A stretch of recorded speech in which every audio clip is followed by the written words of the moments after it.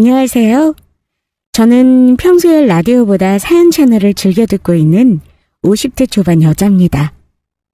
저는 2살 연상인 저희 남편과 20대 초반에 만나서 1년 연애하고 바로 결혼했어요.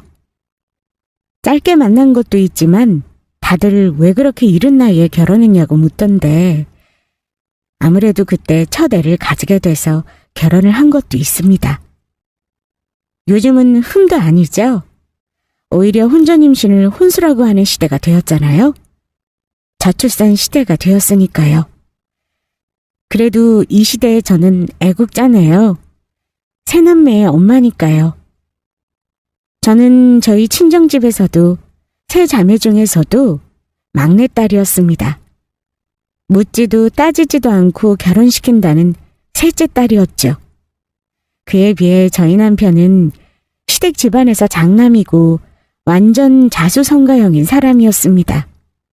듬직하고 책임감이 강한 편이었어요. 그래서 저랑 결혼을 결심했겠죠? 책임질 행동을 했으니까요. 그 당시에는 걱정과 우려를 많이 들었는데 지금까지 아이들 셋 낳고 잘 살아온 걸 보면 잘한 선택이었다고 생각이 들더라고요. 남편은 시골 출신이지만 공부를 정말 열심히 해서 혼자 서울로 상경했습니다. 집안의 자랑이나 다름없었죠. 옛말에 개천에서 용난다는 딱 그 말에 어울리는 사람이었어요. 저랑 결혼 전에 이미 대기업에 합격한 상태였고 지금도 여전히 그 대기업에 잘 다니고 있습니다. 저희 친정집은 남편 시댁에 비해서는 부유한 편이에요. 저는 서울에 위치한 명문대 경영학부를 조기 졸업하고 친정아빠를 도와서 같이 사업을 했습니다. 그렇게 결혼 후 똑똑한 남편이 어느덧 대기업 임원까지 할 만큼 세월이 흘렀고요.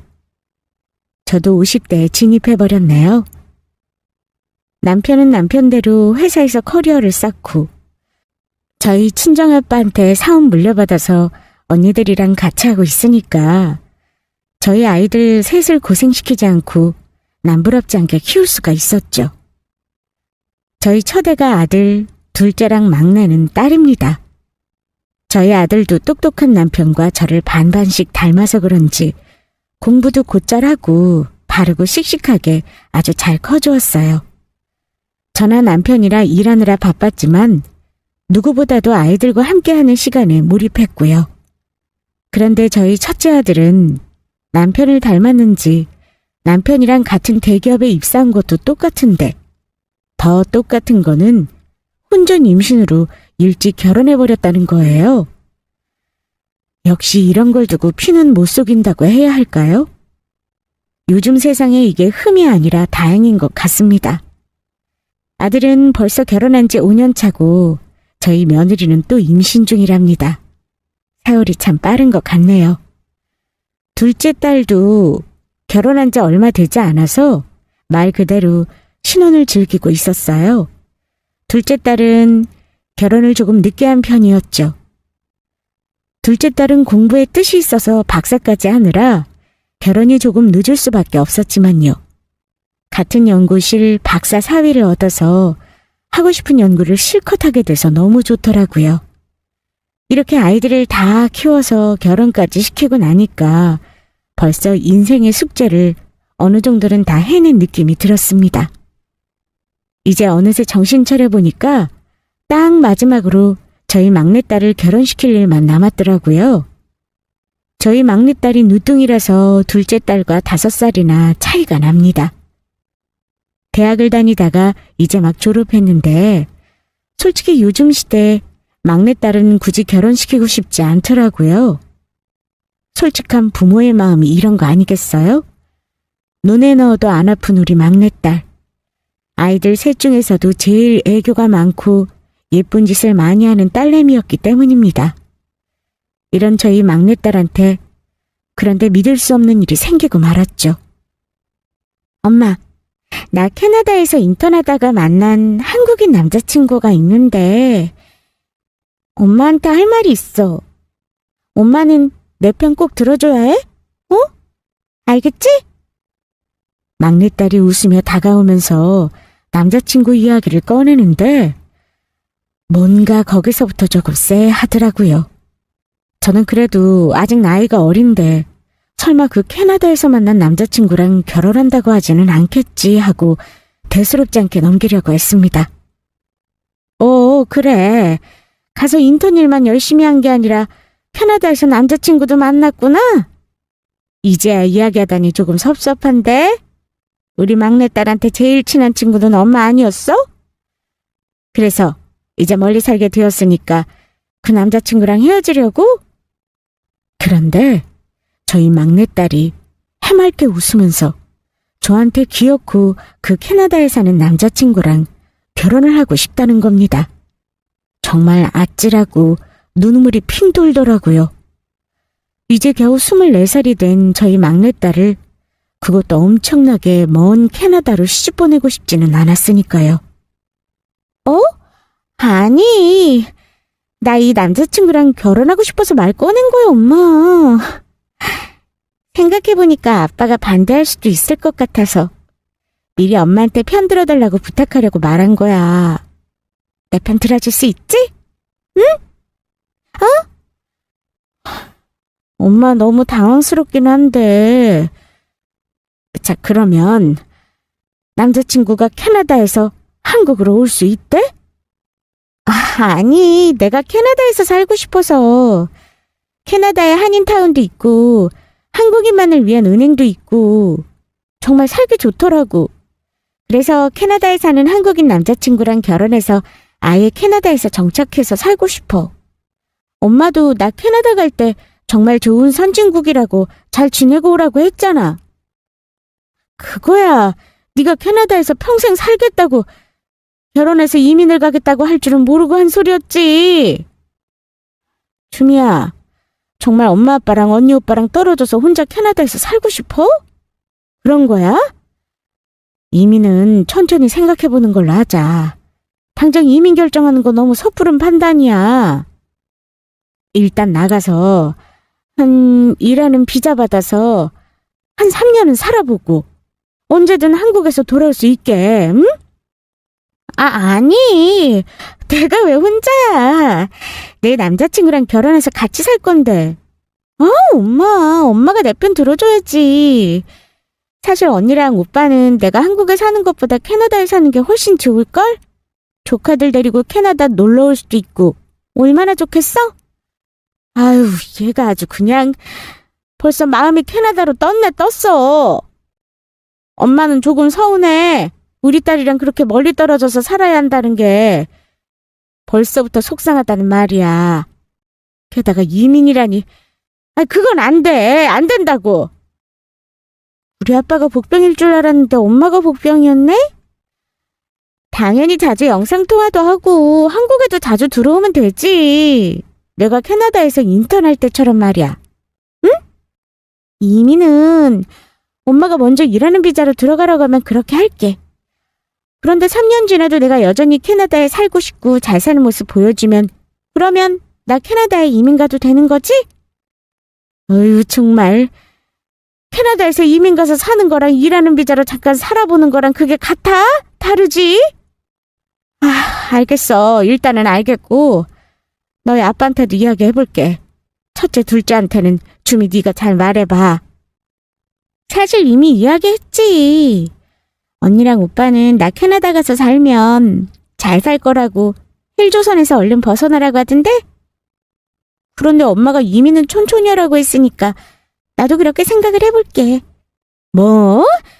하여간 누가 남매들 아니랄까봐 벌써부터 신이 난 게 눈에 보이기만 하다만. 주미 너. 그래, 일단은 알겠다. 아빠랑 이야기해보고 알려줄게. 정말? 역시 우리 엄마밖에 없다니까. 엄마 최고. 아빠한테 잘 말씀드려줘. 엄마가 책임지고 캐나다에 결혼하고 가는 거 허락하게 해줘요. 네? 난 몰라. 난 그냥 사실만 전달할 거고 판단은 너희 아빠가 하겠지 뭐. 너희 아빠도 주미 네가 캐나다 가서 산다고 한다면 엄마보다 더 서운해할걸? 한국 들어온 지 일주일 만에 이런 이야기를 하니까 우리 입장에서는 얼마나... 아니다. 아무튼 얘기하고 알려줄게. 알았어, 엄마. 사랑해. 응? 하지만 제 욕심에 저희 막내딸이 저렇게 좋다는데 캐나다의 남자친구랑 결혼하고 같이 가서 사는 걸 말리는 것도 아니라고 생각했습니다. 그래서 남편한테 최대한 긍정적으로 이야기를 해줬죠. 첫째 아들도 둘째 딸도 우리 막내가 캐나다에 가서 사는 걸 추천했다고 하니까요. 그래도 이민만은 반대를 할 수밖에 없었습니다. 왜냐하면 해외에서 생활을 한다는 게 이방인이라는 느낌을 지우기가 쉽지 않거든요. 저도 잠깐 2년 동안 교환학생이다 뭐다 해서 해외에 나가서 살았었는데 뭘 해도 친구들을 만나고 해도 저는 언제나 이방인이었고 외롭고 하더라고요. 그리고 영어를 잘하더라도 그들만의 소통이 있기 때문에 소외되기 쉬웠고요. 지금 많이 세계화되었다고 하지만 아직도 차별과 편견이 존재하는 이 세상에서 부모 입장에서는 굳이 자식의 어려운 길을 가게 하고 싶지 않았습니다. 한국에서도 충분히 잘 살아보고 그래도 캐나다에 가고 싶다면 그때 가도 늦지 않겠다는 생각이 더 강했거든요. 그런데 너무 저렇게 캐나다에 가고 싶어 하니까 차라리 일하는 비자로 한 3년 갔다가 생활을 해봤는데도 그렇게 좋으면 이민을 진지하게 고려해보는 방향으로 이야기를 하게 되었죠. 그것만큼은 절대 양보할 생각이 없었습니다. 이민과 잠깐 몇 년 사는 건 완전히 다른 문제니까요. 막내딸이 곧 결혼해서 캐나다에 가겠다는 폭탄 소식을 남겨두고 간 지 얼마 지나지 않아 저희 남편이 퇴근하고 돌아왔길래 저는 막내딸 이야기를 조심스레 꺼내기 시작했습니다. 당신 아직 아무 이야기도 못 들었지? 우리 막내 주미 말이야. 캐나다에서 인턴하고 돌아온 지 일주일 만에 이런 이야기를 하더라고. 응? 무슨 뚱딴지 같은 소리야? 알아듣기 쉽게 말해봐. 나 피곤해. 용건만 간단히 말해. 알겠어. 용건만 간단히 말할게. 우리 주미가 캐나다에서 인턴하면서 거기서 만난 한국인 남자친구가 있는데 그 남자친구랑 결혼해서 당분간 한 3년 캐나다에서 살고 싶다네? 뭐? 캐나다? 인턴하고 살아보니 거기가 좋았나 보네. 그러라고 해. 됐지? 나 씻고 올게. 밥 좀 차려놔줘. 왜 잠깐만. 당신 정말 그게 다야? 우리 막내딸 주미가 캐나다에서 살던 한국인 남자친구랑 결혼하고 캐나다에서 산다는데 그게 그렇게 대수롭지 않은 일처럼 넘어갈 일이냐고. 당신 주미 아빠 맞아?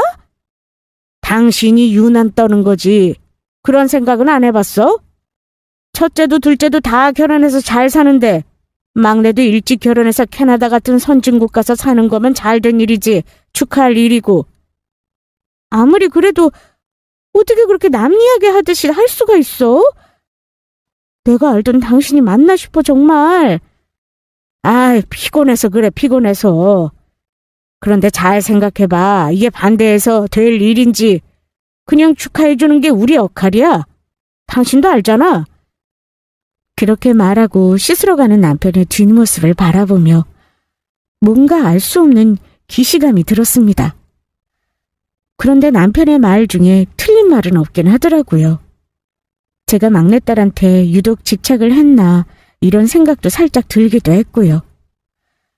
아무튼 그래서 이날은 그렇게 넘겼습니다. 설마 상견례 자리에서는 그래도 예전의 남편처럼 우리 막내딸 주미를 아끼고 또 걱정하는 모습을 보여주겠거니 막연히 기대를 했었죠. 어느덧 막내딸 주미의 상견례하는 날이 되었고 막내딸의 시부모님을 처음 뵙게 되었습니다. 그런데 시부모님이 캐나다에서 온다는 거 있죠? 시부모 될 사람들이 캐나다에서 한식당을 크게 한다고 하더라고요. 그런데 합의되지 않은 이야기가 상견례 자리에서 툭 나와버리고 말았습니다.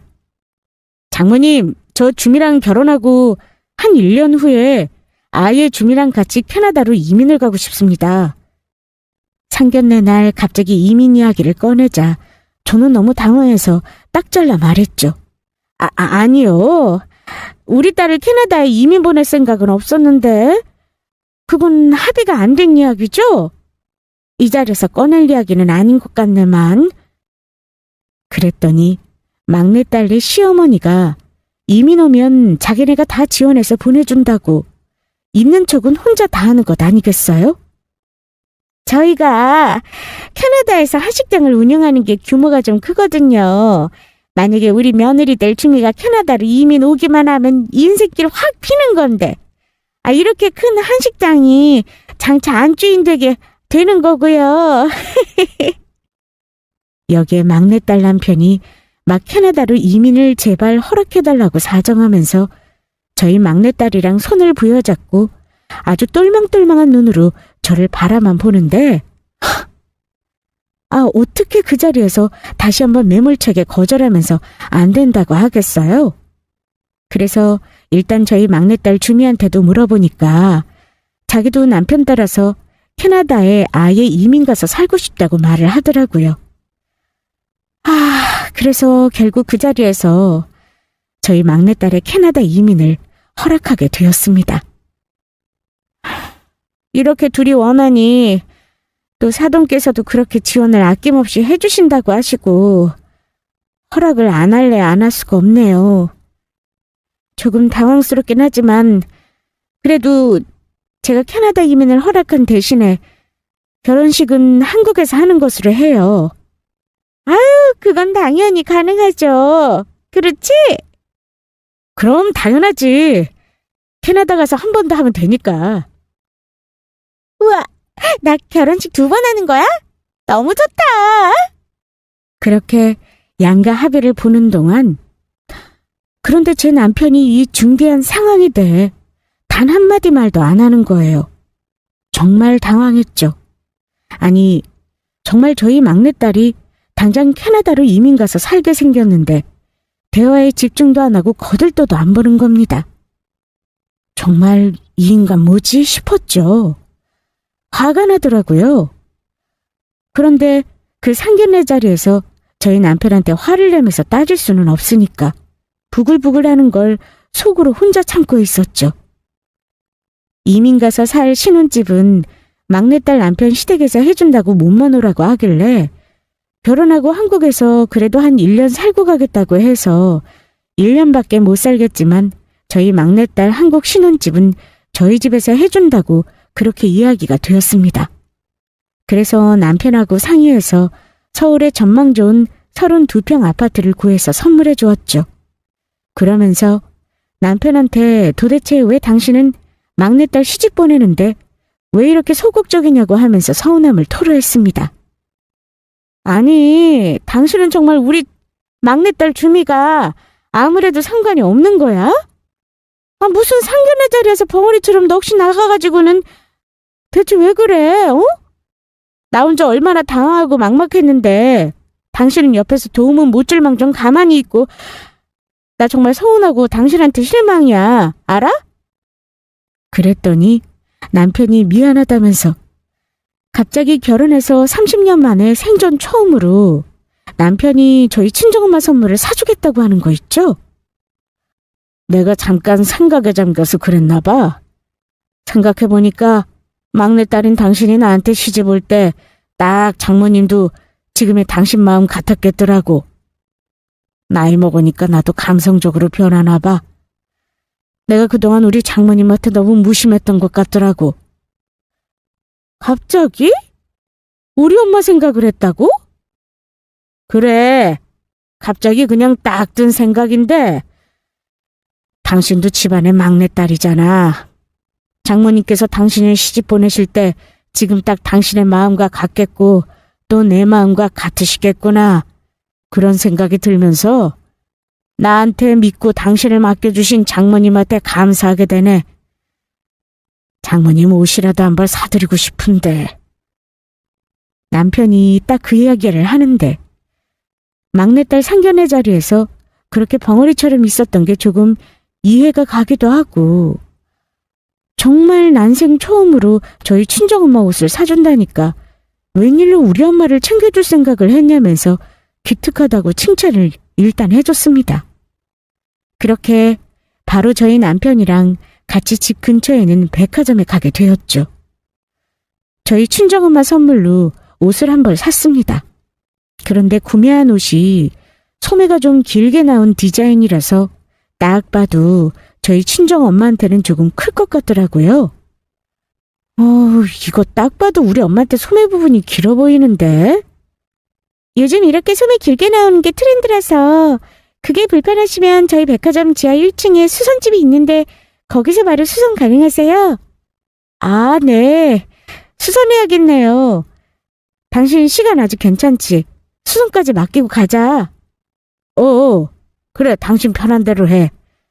그래, 소매 긴 것보다는 소매 딱 맞게 수선해서 드리는 게 더 기분 좋으시겠지. 그러자. 지하 1층으로 가면 되겠네. 응, 내려가자.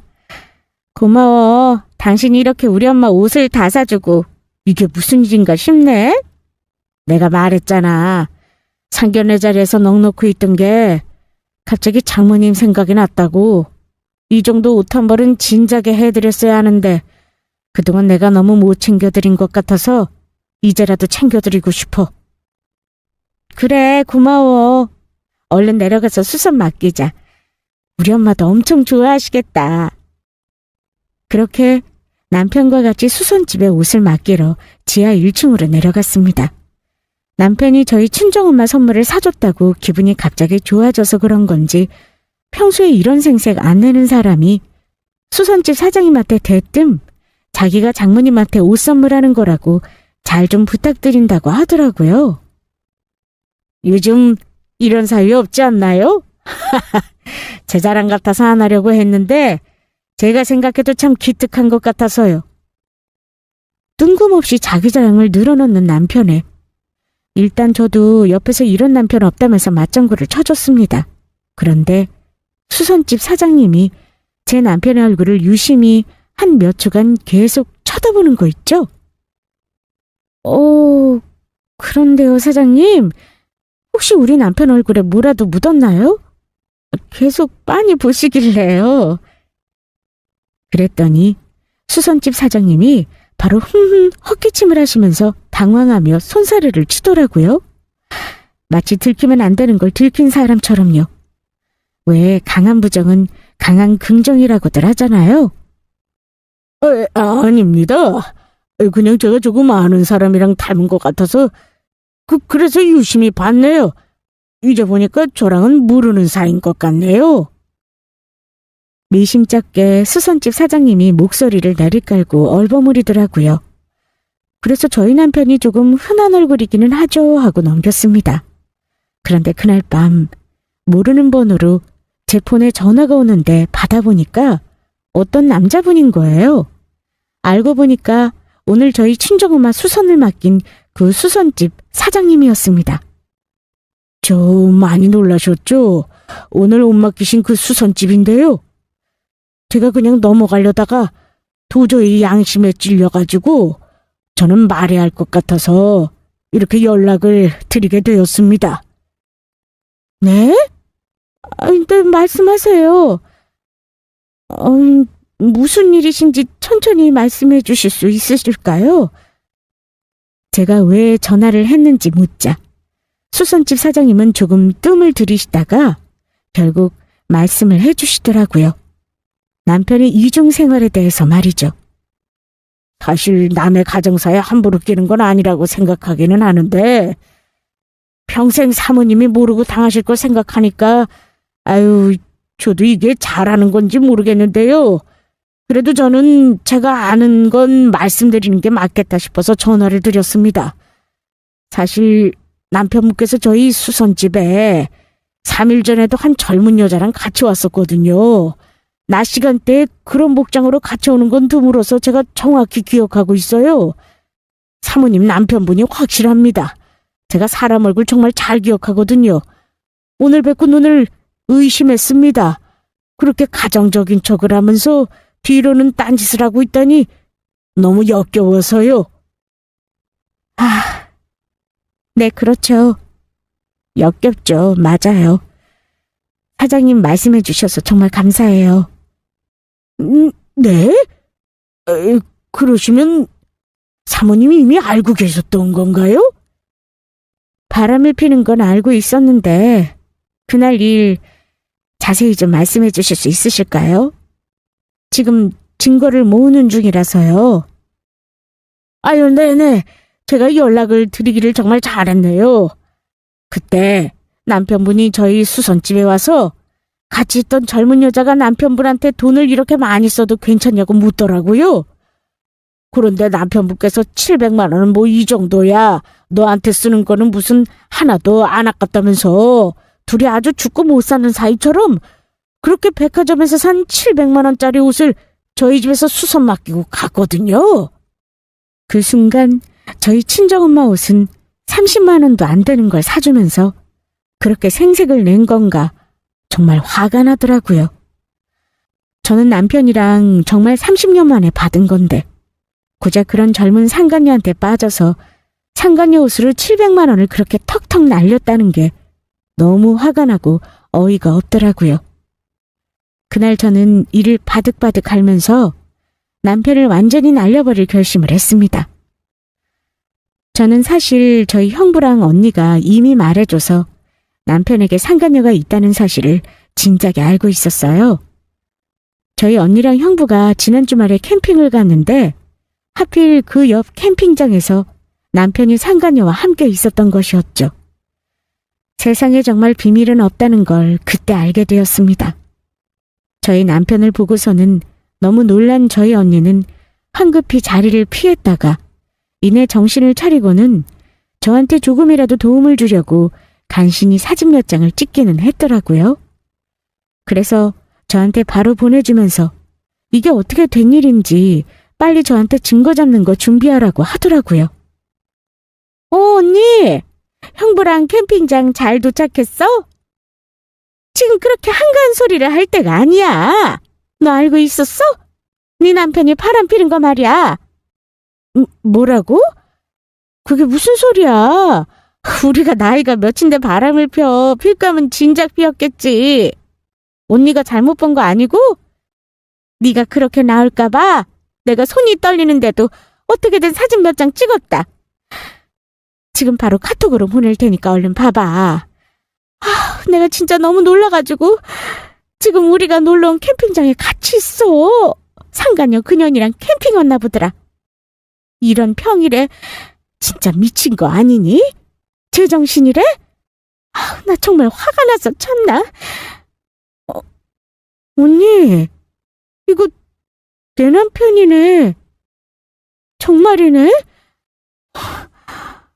저 여자도 엄청 어려 보이는데 아니 인간은 나이 먹고 할 짓이 없어서 저런 어린애랑 우리 막내랑 나이가 비슷해 보이는데 정말 역겨워. 토 나와. 자, 동생아. 지금 이럴 때일수록 감정적이면 안 돼. 오히려 침착해져야 돼. 차분하게. 제부, 저대로 그냥 둘 거야? 네가 애들 셋 키우느라 얼마나 고생했는데. 너 같이 살게만 해주면 평생 고생 안 시키고 걱정 안 시키겠다고 하던 게 감히 위자료 뜯어내야지. 확실한 증거를 찾아야 해. 지금 캠핑을 단둘이 그렇게 왔는데 그거보다 더 확실한 증거가 또 있을까? 언니, 나 정말 어떡해? 나 진짜 너무 무섭고 화가 나고 좀 미치겠어. 당연히 그렇지. 내가 너였으면 지금 바로 멱살 잡으러 갔어. 내가 다 망칠까봐 일부러 참고 있는 거야. 내가 찍은 이 사진들로만은 부족할 거야. 내가 아는 이혼 전문 변호사 있거든? 일단 그분이랑 만나봐. 여자분이야. 지금 바로 카톡으로 연락처 보낼게. 넌 탐정이라도 고용하게 좀 알아봐봐. 증거 수집이 우선이야. 알겠지?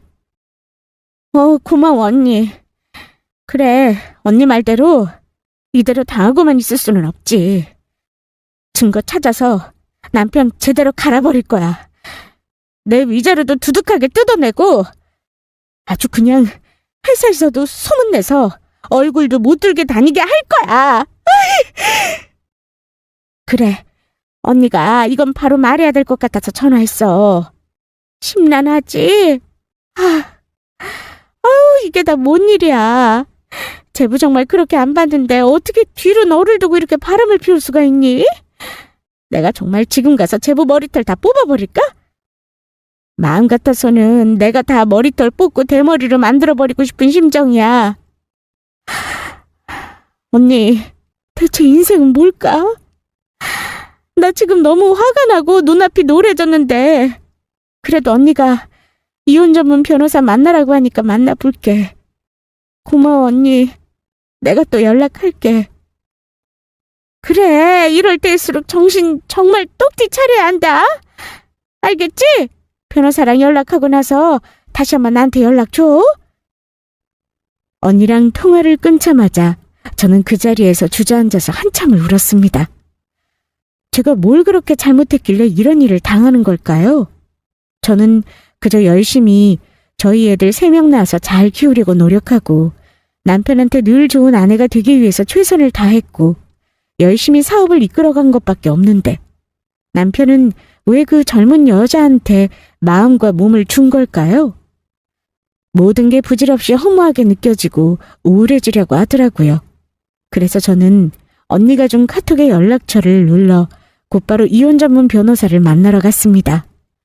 그렇게 하지 않으면 또 마음이 약해지고 결국 다 덮고 살까, 그냥 모른 척 해야 하나, 이런 생각들이 저를 잠식할지도 모른다는 생각이 들었거든요. 자신감은 바닥으로 내려가고 남편이 밉다가도 원인이 나한테 있는 건가 이런 생각까지 막 꼬리에 꼬리를 물게 되었으니까요. 그래서 더욱 밖으로 나가서 상담을 받으려고 했습니다. 언니가 소개해준 이혼 전문 변호사님은 친절하고 이런 일이 많다면서 심심한 위로를 건네주었어요. 앞으로 정말 중요하다고, 본인은 이혼 전문 변호사지만 이혼을 꼭 해야 한다고 권하지는 않고 온전히 의뢰인 본인의 선택을 존중해드린다고 하더라고요. 그래서 처음 본 변호사님한테 남편과 그간 있던 일, 아이들 3명을 낳아서 열심히 키워왔는데 돌아온 결과가 배신과 바람이라니 정말 정신병 걸릴 것 같다는 등 이런 이야기들을 다 쏟아냈습니다. 감사하게도 다 들어주시더라고요. 그러면서 원래는 안 되는데 이러면서 유명한 탐정분을 소개해 주시더라고요. 원래 제가 이렇게 탐정을 연결하지는 않는데 저희 고객분 중에 이 탐정님한테 의뢰하고 실제로 승소하신 분들이 많아서 좋은 평이 많아서 추천을 드리게 되네요. 이분한테 한번 가보세요. 아마 원하는 증거는 다 찾아다 주실 겁니다. 정말 고마워요. 힘든 제 이야기도 다 들어주시고 진심으로 저를 도와주시려고 하시는 게 느껴지네요. 저 이혼할게요. 이혼할 거예요. 변호사님 수임해 주시고 끝까지 저 도와주실 거죠? 아유, 그럼 당연하죠. 정말 저만 믿고 증거들만 잘 수집해서 주세요. 지금까지 친언니분이 찍으신 사진이랑 그리고 또 다른 증거는 없다고 하셨죠? 탐정분한테 의뢰해서 확실한 증거들을 수집하는 게 우선일 것 같네요. 저도 언니가 찍은 그 사진들만으로는 부족할 수 있겠다 싶었는데 이혼 전문 변호사랑 상담을 받고 나니까 확실히 증거 확보가 정말 중요하겠더라고요. 그래서 추가로 증거 확보를 위해서 남편 몰래 변호사님이 소개해준 탐정분을 만났죠. 탐정분이 저한테 절대로 남편에게 외도 사실을 아는 것처럼 행동하지 말라고 신신당부를 하더라고요. 만약 외도 사실을 들킨 걸 알아버린다면 남편분께서 당분간 책 잡히지 않으려고 상간녀를 의도적으로 만나지 않을 수도 있습니다. 이혼 기간 내에 다른 증거를 잡지 못한다면 오히려 의처증으로 몰아갈 수도 있어요. 그러니까 연기를 잘 해주셔야 합니다. 아무것도 모르는 것처럼 잘하실 수 있죠? 네, 그렇군요. 당연하죠. 절대로 모르는 척하고 있을게요. 남편이 마음 놓고 바람피다가 탐정님이 증거를 많이 수집하실 수 있도록 그렇게 할게요. 잘 좀 부탁드리겠습니다. 네, 당연하죠. 저희는 무조건 의뢰인이 원하시는 건 무슨 수를 써서라도 가져다 드리는 편입니다. 그럼 조심히 들어가시고요. 제가 증거 어느 정도 모아지면 연락을 다시 드리면서 설명은 그때 다시 드릴게요. 네, 감사합니다. 의뢰비는 바로 입금해 드릴게요. 네, 감사합니다. 빠른 시일 내에 증거 확보해서 연락 드릴게요. 당연히 저는 남편에게 외도 사실을 터뜨리기 전에 탐정님과 변호사님의 조언대로 남편의 외도 사실을 모르는 척하고 있었던 것이었습니다. 그러다가 그날 밤 수선집 사장님한테 전화가 왔고 결국 남편이 상간녀에게 700만 원가량의 선물을 한 걸 알게 된 것이었죠. 정말 그때의 심정은 이로 말로 표현할 길이 없네요. 정말 너무너무 역겹고 화가 나고 사람이 어떻게 그럴 수가 있나. 정말 살기 싫어지는 갈기갈기 찢어버리고 싶은 그런 심정이랄까요? 그래서 저는 감정적으로 최대한 진정을 하려고 하고 다시 차분하게 수선집 사장님의 동의를 구했습니다. 어려운 이야기 해주셔서 정말 감사합니다. 혹시 통화 내용을 녹음했는데 사용해도 괜찮을까요? 제가 남편 불륜 사실을 알고 지금 증거를 모으는 중이라서요. 아마 사장님에게 피해가 갈 일은 없을 거예요. 네? 이렇게 부탁드립니다. 아유, 네네, 그럼요. 당연히 그러셔도 됩니다. 마음껏 녹음하시고요. 혹시 증인 필요하시면 말씀하세요. 이거는 제가 도움드릴 수 있을 것 같네요. 마음 단단히 먹으시고요. 꼭 이혼 승소하셔서 위자료도 두둑이 챙기셨으면 좋겠습니다. 네, 정말 든든하네요. 정말 도움 주셔서 너무 감사드립니다. 필요하면 정말 증인 요청 드릴게요. 이렇게 사장님 같은 분이 계셔서 아직 세상이 살만한가 봐요. 정말 감사해요. 이만 끊을게요. 네, 제가 도움이 될 수 있다니 정말 다행입니다. 푹 쉬세요. 수선집 사장님과의 통화를 마치고 저는 한숨을 놓았지만 수선집 사장님의 말이 계속 맴돌더라고요. 이까지 700만 원쯤은 상간녀한테 아깝지 않더라고 했던 남편의 말이요. 저희 친정엄마한테는 고작 30만 원짜리 옷 사주면서 생색내고 그러더니 어쩌면 그렇게 사람이 뻔뻔하고 염치가 없을 수 있을까요? 상견례 때나 저희 막내딸이 결혼해서 캐나다에 간다고 할 때도 다 그렇게 남의 일 대하듯 했던 게 다 그 상간녀한테 그렇게 빠져서 미쳐 있었기 때문이었는데 저희 친정엄마 핑계를 대면서 또 미꾸라지처럼 빠져나가려고 했다는 게 저를 끝까지 기만했다는 게 너무 화가 났습니다. 그래서 홧김에 저는 더 이상 참을 것도 봐줄 것도 없다고 생각해서 다음날 아침 출근하려는 남편에게 어제 수선집 사장님과의 통화 내용을 들려주려고 했습니다. 그런데 이런 제 결심을 알아차리기라도 한 듯 그 순간 바로 고용한 탐정한테 연락이 온 겁니다. 그래서 남편한테 말하고 뺨이라도 날리고 싶었는데 겨우 꾹 참고 누르면서 그 탐정을 만나러 갔죠. 탐정님이 저희 집 근처 카페에서 기다리고 있겠다고 하시더라고요. 저는 탐정님을 만나러 나가면서 그래도 탐정님이 증거 수집을 마쳤으니까 연락을 주신 거라 아까 남편한테 안 터뜨리고 참기를 잘했구나. 그렇게 스스로를 다독이면서 갈 수 있었습니다. 탐정님과 카페에 앉아서 이야기를 나누고 있는데 제가 남자와 카페에 앉아있는 걸 본 시어머니가 어떻게 알고 여기에 온 건지 아니면 우연히 마주친 건지 저의 머리채를 다짜고짜 잡는 거 있죠? 아우! 이거 놓으세요! 놓으시라고요. 어머님, 정말 왜 이러세요? 이러면 후회할 일 생기신다고요. 너 이년, 내 아들이 뼈 빠지게 일하면서 손주들 다 키워놨는데 감히 네가 바람을 펴? 이 남자 누구냐? 어? 바른 대로 말해봐라. 얼른!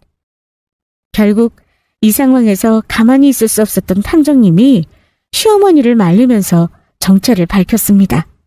그러자 시어머니의 얼굴이 새파랗게 질려서는 싹싹 빌기 시작했습니다. 저랑 같이 카페에 앉아있던 남자는 당연히 흥신소 탐정님이었고요. 제가 저희 남편의 바람을 알게 되고 고용한 남자였죠. 그런데 시어머니가 그것도 모르고 제가 바람 피는 줄 알고 다짜고짜 제 머리채를 잡은 거였습니다. 저는 고용한 탐정이고 이분은 저의 의뢰인이십니다. 이거 놓고 이야기하시죠. 저는 의뢰인분 남편분께서 바람핀 증거를 전달드리러 온 것뿐이거든요. 뭐라고? 지금 거짓말하는 거지? 응? 아우, 이것 좀 놓으시라고요. 정말인지 아닌지는 한번 보세요.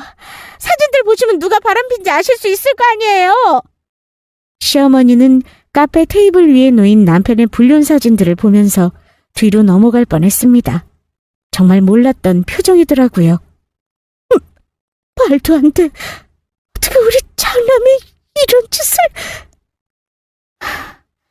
이제야 좀 상황 파악이 되세요? 이제 다 끝났어요. 끝났다고요. 그 잘난 어머님 아들 좀 여기로 불러주실래요? 이혼하자고 해야 되니까요. 그랬더니 시어머니가 자기가 잘못했다고 미안하다고 싹싹 빌면서 이혼은 다시 생각해보라고 그러는데 어이가 없더라고요. 이혼하지 말라면서 뭐라고 한 줄 아세요? 내가 오해했구나. 나는 너희 집 갔다가 네가 나가길래 몰래 따라갔다가 남자랑 카페에 있길래 욱해서 그만. 내가 미안하다. 하지만 이혼은 다시 생각해봐라. 어?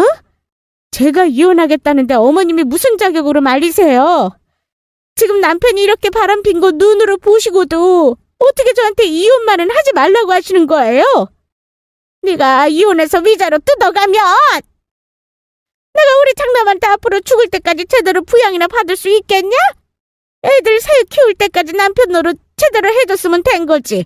뭐 다 늙어서 이혼을 하려고 하냐. 그냥 너도 바람 펴라.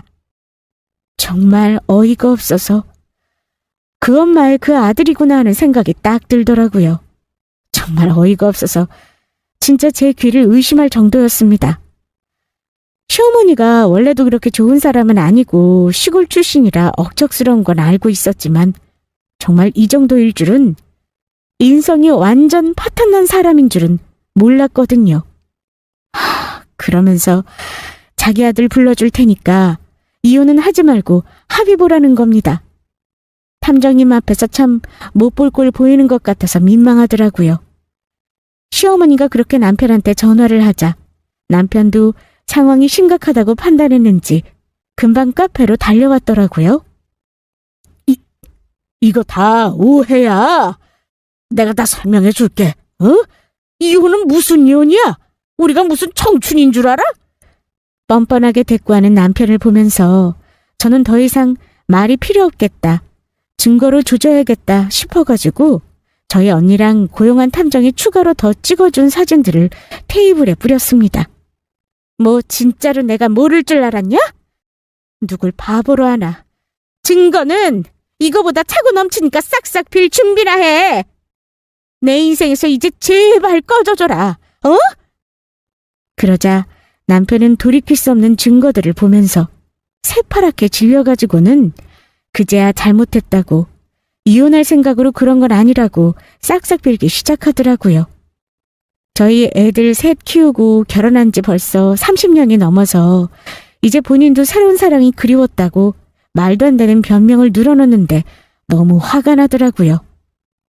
이런 개 같은 변명을 늘어놓는 남편을 보니까 제가 그동안 뭘 믿고 이딴 남편이랑 살았나 현타가 오면서 도저히 안 되겠어서 위자료 단단히 준비해 놓으라고 하며 바로 이혼하자고 사이다 선언해버렸습니다. 당신이 만약 위자료 똑바로 안 챙겨주잖아? 그러면 난 바로 당신 회사에 우리 가족 사진이랑 당신 불륜 사진, 수선집 사장님 통화 녹음본까지 싹 다 뿌릴 거니까 각오하는 게 좋을 거야. 제가 남편에게 역으로 협박하자 당황한 남편은 절대로 자기 회사만은 안 된다고 난리를 치기 시작했습니다. 알고 보니까 같은 회사 비서랑 만나고 있던 거더라고요. 그래서 회사에 알려지면 상간녀도 아주 큰일 날 상황이었죠. 얼굴에 먹칠은 기본이고 뭐 앞으로 어디서도 일 못하게 되는 거였죠.